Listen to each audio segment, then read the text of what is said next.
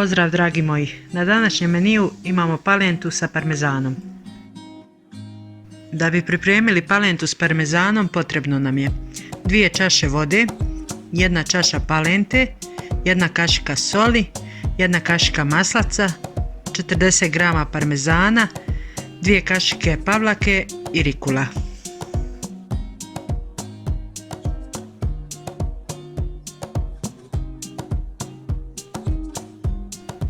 U šerpu ćemo staviti 2 čaše vode, sol, palentu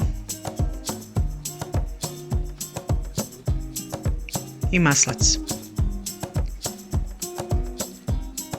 Sve ćemo to izmiješati da se ujednači.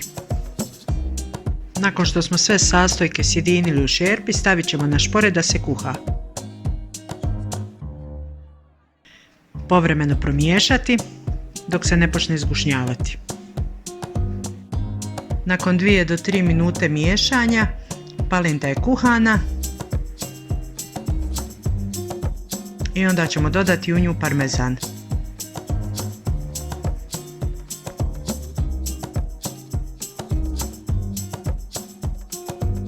Ponovo ćemo sve zajedno izmiješati da se masa ujednači.